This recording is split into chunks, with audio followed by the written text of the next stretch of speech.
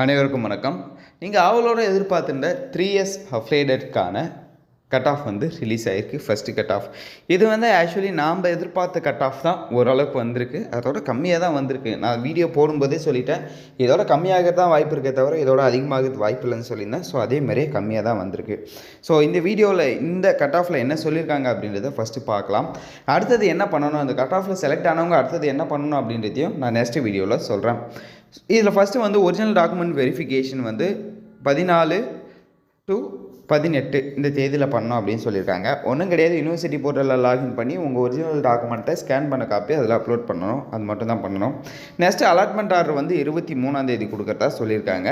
Date of joining வந்து பார்த்தீங்கன்னா allotment order download பண்ணிவிட்டு டேட் ஆஃப் ஜாயினிங் வந்து 25லேருந்து 29ஆம் தேதிக்குள்ளே நீங்கள் காலேஜ் ஜாயின் பண்ண அப்படின்னு சொல்லியிருக்காங்க. அது கீழே ஒன்று மென்ஷன் பண்ணியிருக்காங்க. அன்றைக்கி வந்து கவர்மெண்ட் ஹாலிடே லீவாக இருக்கும் அப்படின்ற மாதிரி சொல்லியிருக்காங்க. ஸோ இப்போ நம்ம கட் ஆஃப் பார்த்துடலாம். ஓசி கேட்டகரிக்கு வந்து பார்த்தீங்கன்னா 81.818 மெரிட் லிஸ்ட்டு வந்திருக்கு, வெயிட்டிங் லிஸ்ட்டு கிடையாது. நெக்ஸ்ட்டு பிசி கேட்டகரி வந்து பார்த்தீங்கன்னா 75.645 வெயிட்டிங் லிஸ்ட்டில் 74.000 வந்திருக்கு. Next BCM category 75.310 merit list waiting லிஸ்ட்டில் 73.500 வந்திருக்கு. Next MBC DNC category 75.868 merit list waiting லிஸ்ட்டில் 74.400 வந்திருக்கு. Next SC others category 76.330 merit list waiting லிஸ்ட்டில் 75.110 வந்திருக்கு. Next SCA category 74.522 merit list waiting லிஸ்ட்டில் 73.470 வந்திருக்கு.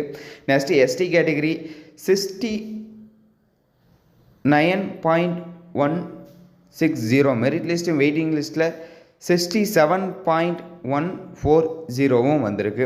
ஸோ இதில் வந்து நோட்டட் அதிகம் எந்த விதமான இன்ஃபர்மேஷனும் கிடையாது.